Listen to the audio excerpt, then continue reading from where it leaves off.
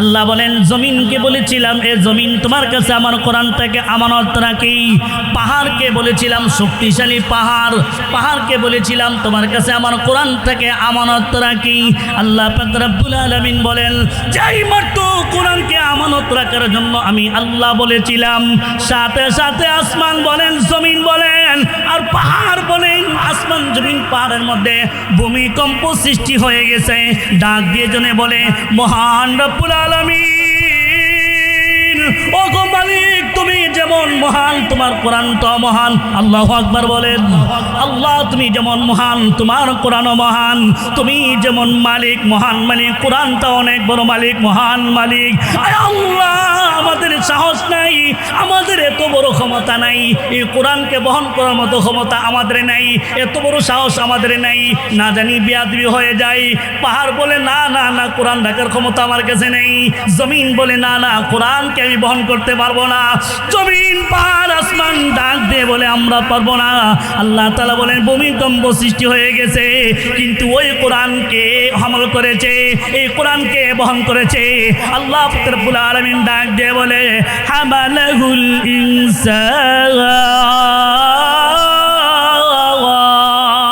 আল্লাহ ডাক দিয়ে বলে এই মহান গ্রন্থ আল কোরআন আমার কিতাব, ওই কিতাবকে ধারণ করেছে, এই কিতাবকে বহন করেছে, এই কিতাবকে বহন করেছে, সংরক্ষণ করেছে আমার সৃষ্টির মধ্যে মাখলুক, শ্রেষ্ঠ মাখলুক আশরাফুল মাখলুকাত মানুষ সেই কোরআনকে গ্রহণ করেছে। বলেন সুবহানাল্লাহ। উতুলু মা উহিয়া ইলাইকা মিনাল কিতাব।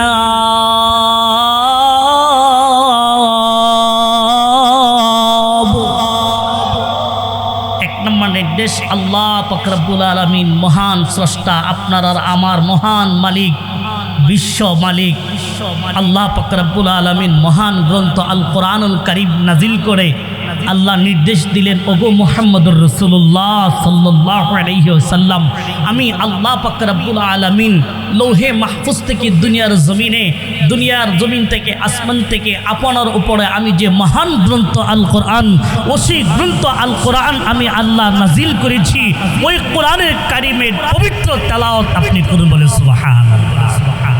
এক নম্বর নির্দেশ আল্লাহ বলছে কোরআন তেলাওয়াত করুন। নবীর মাধ্যমে নবীর উম্মতকে কিয়ামত পর্যন্ত যত উম্মত আসবে সকলকে আল্লাহ নির্দেশ দিয়েছেন আল্লাহর মহান গ্রন্থ আল কোরআনুল কারীমের তেলাওয়াত করার জন্য। বলেন মারহাবা। এটা হলো এক নম্বর নির্দেশ। দুই নম্বর নির্দেশ আল্লাহ বলেন ওয়া আকিমাস সালাহ। দুই নম্বর নির্দেশ হইল আমার বিধান তোমরা 5 ওয়াক্ত নামাজ আদায় করো, নামাজ কায়েম করো। নামাজ কায়েম করলে কি হবে? ইন্নাস সালাতা তানহা আনিল ফাহশাই ওয়াল মুনকার। আল্লাহ বলেন নামাজ যদি পড়ো, আল্লাহ কোরআনে বলে দিয়ে গ্যারান্টি দিয়েছেন, গ্যারান্টি তুমি গুনাহ থেকে বাঁচতে চাও নামাজ পড়ো, তুমি সুদ থেকে বাঁচতে চাও 5 ওয়াক্ত নামাজ পড়ো, তুমি ঘুষ থেকে বাঁচতে চাও 5 ওয়াক্ত নামাজ পড়ো, ও জিনা করো তুমি জিনা করো 5 ওয়াক্ত নামাজ পড়ো। যদি বাঁচতে চাও, তুমি যদি মদ পান করো আর যদি গুনাহ থেকে বাঁচতে চাও 5 ওয়াক্ত নামাজ পড়ো। তুমি যদি ডাল পান করো, যদি গুনাহ থেকে বাঁচতে চাও 5 ওয়াক্ত নামাজ পড়ো। তুমি মিথ্যা কথা বলো, গুনাহ থেকে বাঁচতে চাও 5 ওয়াক্ত নামাজ পড়ো। যত ধরনের অন্যায় আছে যদি তুমি জানতে চাও, ভালো মানুষ হতে চাও, তোমার 1 নম্বর কর্মসূচি তুমি 5 ওয়াক্তের নামাজ আদায় করো। সুবহানাল্লাহ বলেন। নামাজ পড়লে গুনাহ থেকে বেঁচে যাবে।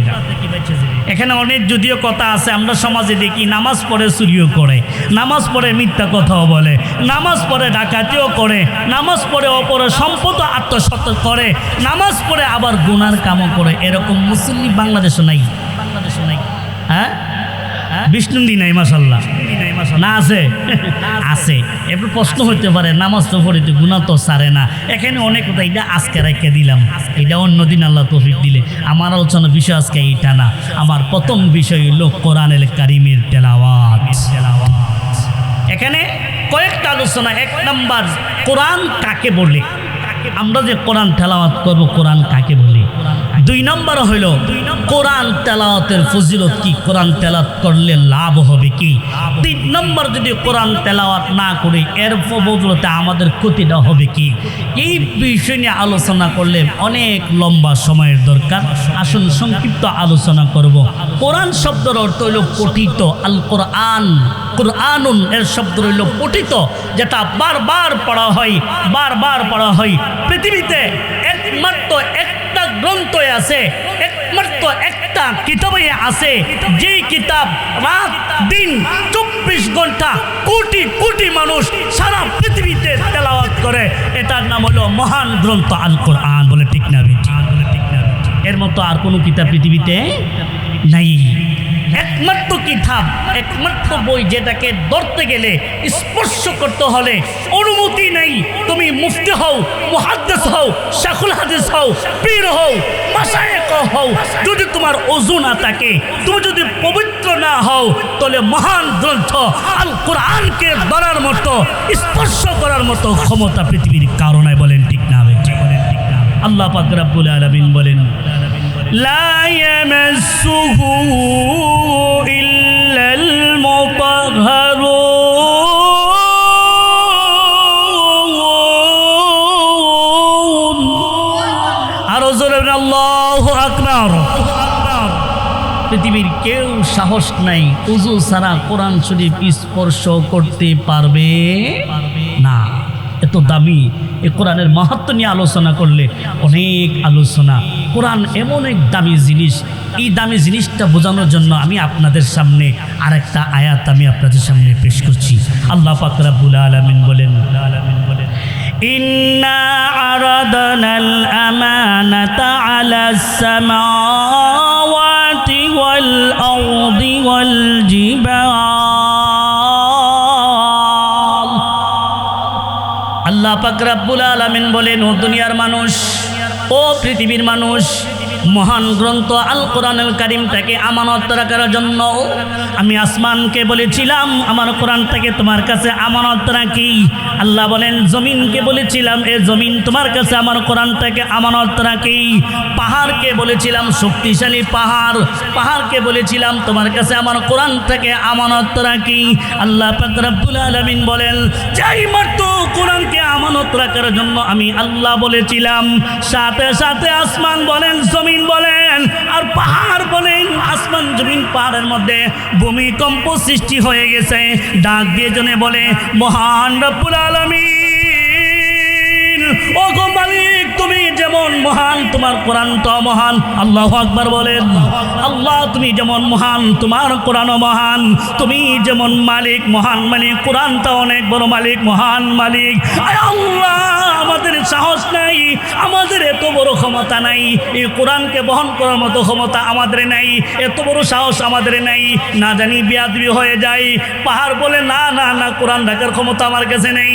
জমিন বলে, না না, কোরআনকে আমি বহন করতে পারবো না। পাহাড় বলে, না। আসমান ডাক দিয়ে বলে, আমরা পারবো না।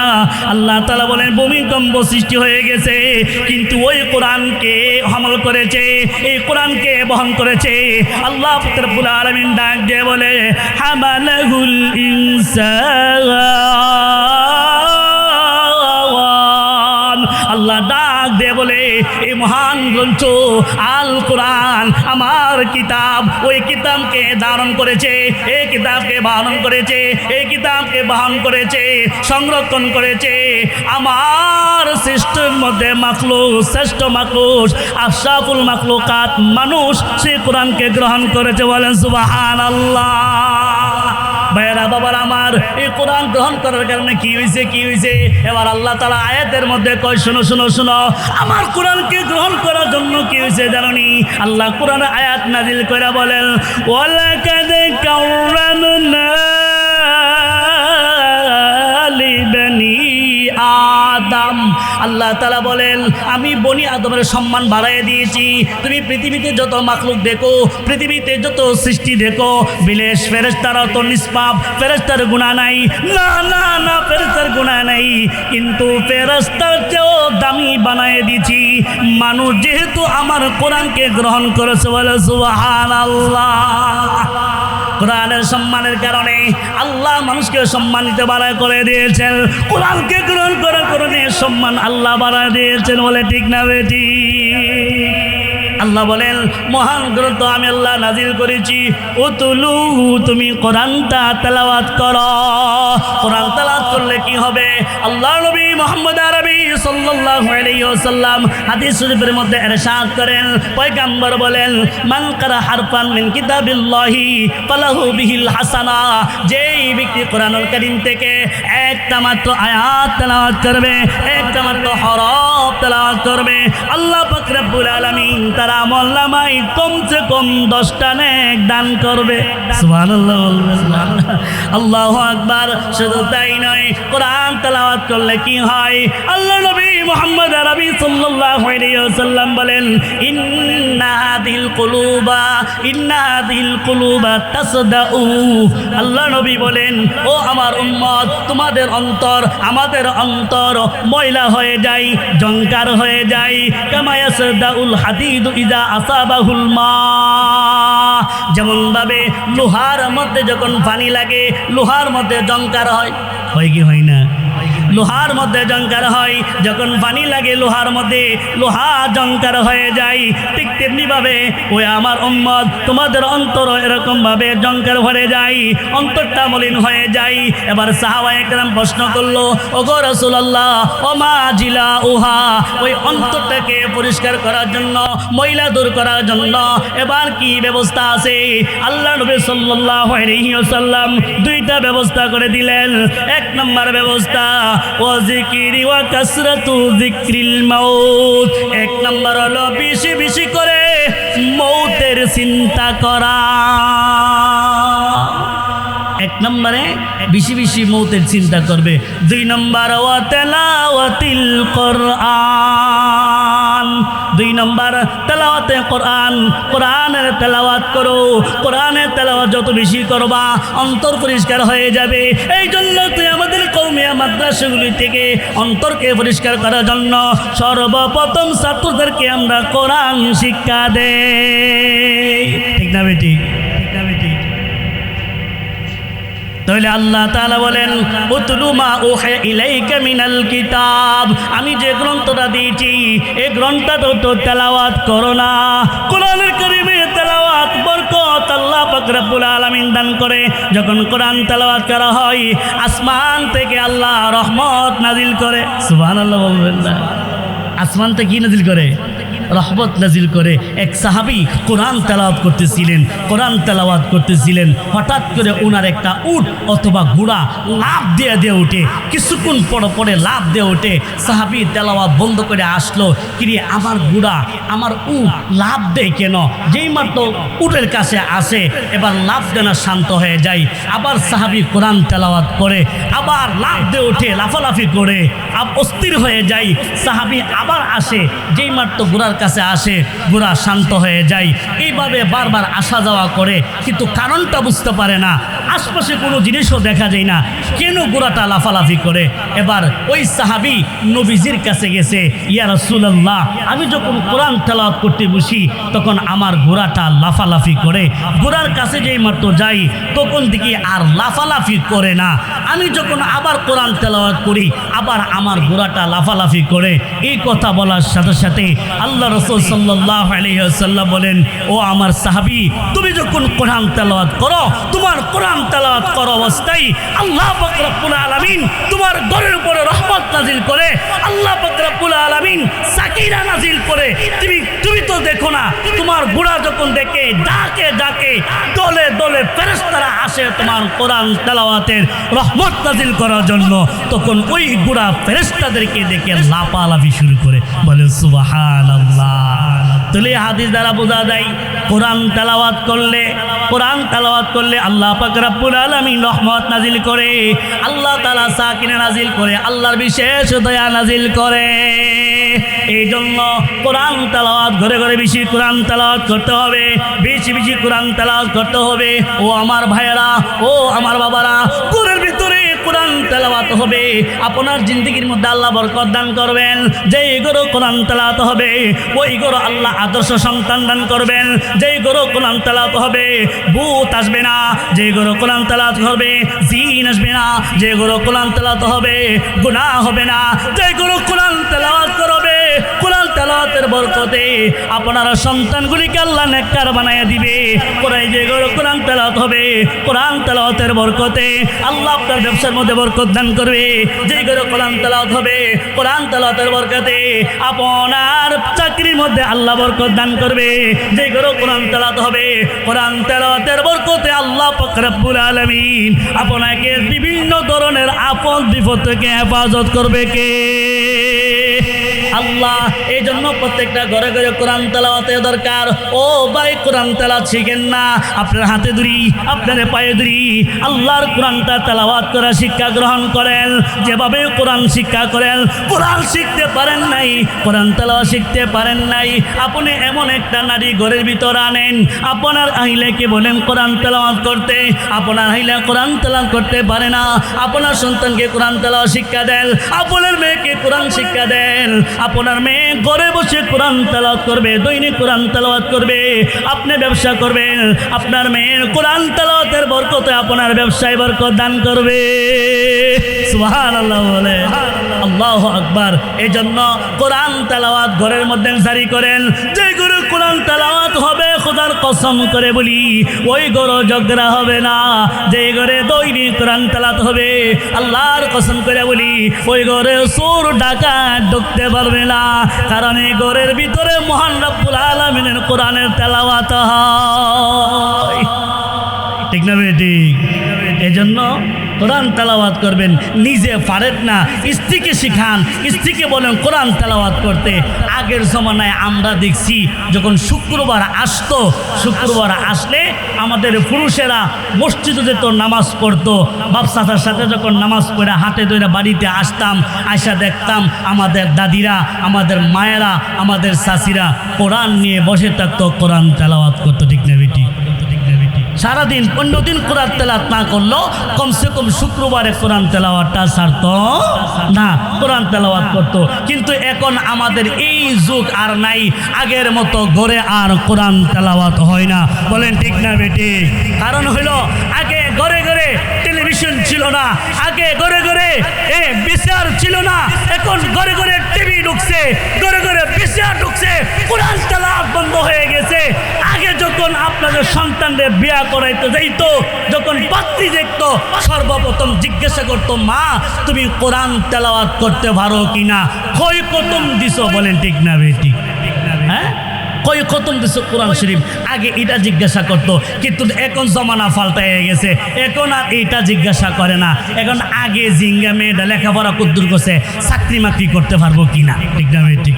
হ্যাঁ, এই জন্য আমাদের দুর্দশা এমন দশা হয়ে গেছে, ঘরে কোরআন তেলাওয়াত নাই, সিরিয়াল নিয়ে বসে আছে, টিভি দিয়া সিরিয়াল বসে থাকে, আমাদের সমাজকে নষ্ট করে দিয়েছে টিভি সিনেমায় আর ওই সিরিয়ালগুলি। বলেন ঠিক না বেটি? ঘরের ভিতরে কোরআন তেলাওয়াত থাকবে না, আর ঘরের ভিতরে টিভি সিনেমা চলবে, ভিসিআর চলবে, ওই ঘরের মধ্যে শান্তির আশা করা যায় না। ওই ঘর থেকে আপনি নেককার সন্তানের আশা করা যায় না। আব্দুল কাদের জিলানী রহমাতুল্লাহ আম্মা কোরআন তেলাওয়াত করতেন। আব্দুল কাদের জিলানী রহমাতুল্লাহ আলাইহি মার গর্ভে ছিল, মার গর্ভে থাকা অবস্থায় 17 পারার হাফেজ কোরআন। সুবহানাল্লাহ, এটা কেমনে হয়েছে? আব্দুল কাদের জিলানী রহমাতুল্লাহ আলাইহি আম্মা পেটে নিয়া কি করছিলেন? টেলিভিশন দেখছিলেন? হ্যাঁ, সিরিয়াল দেখছিলেন না কোরআন তেলাওয়াত করছিলেন? আল্লাহু আকবার, কোরআন তেলাওয়াত করছিলেন। এই কোরআন তেলাওয়াতের বরকতে আব্দুল কাদের জিলানী এমনি আব্দুল কাদের জিলানী হয়ে যায় নাই, খাজা মঈনুদ্দিন চিশতি রহমাতুল্লাহ আলাইহি এমনি খাজা মঈনুদ্দিন চিশতি রহমাতুল্লাহ আলাইহি হয়ে যায় নাই।